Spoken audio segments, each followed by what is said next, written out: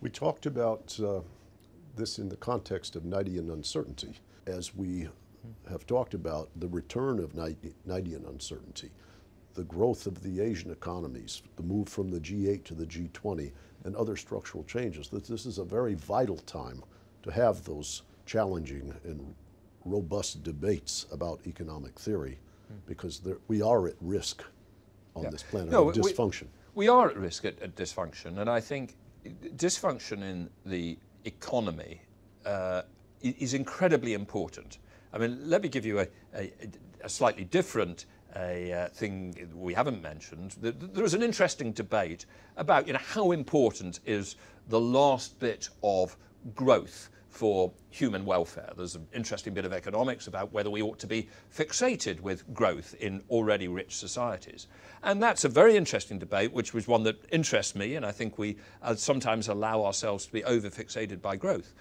But what is absolutely clear from the same research that tells that is that human beings' welfare is hugely upset if they get setbacks to already attained wealth. It's hugely upset if they become unemployed. It's hugely upset if they've already attained a certain standard of living, and then it's upset. So one of the things that we should really be aiming at in economic policy is to make sure that we do not have sudden shocks to the system which get these big setbacks. And of course, if they're really big setbacks, they can drive terrible political developments. I mean, that was the story of 29 to 33, that these setbacks were so big that they then became politically important. They drove political extremism.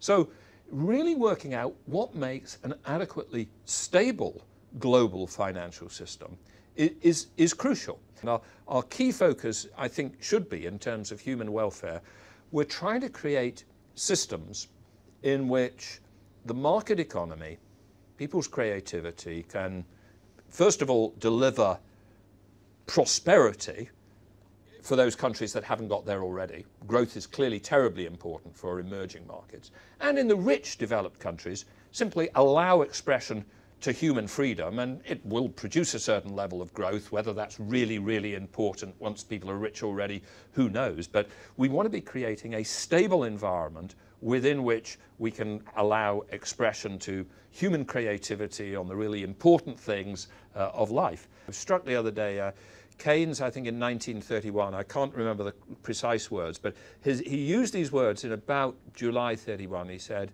we have blundered in the management of, we have made a colossal blunder. We have failed in the management of a complicated machinery whose workings we hardly understand.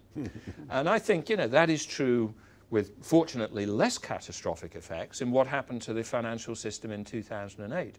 So understanding how this incredibly complicated thing called the global financial system works, and continually working how to offset its tendencies to instability, tendencies which will show themselves in new forms in 10 years' time. It won't be a repeat of 2008. It'll be a new variant of some other instability.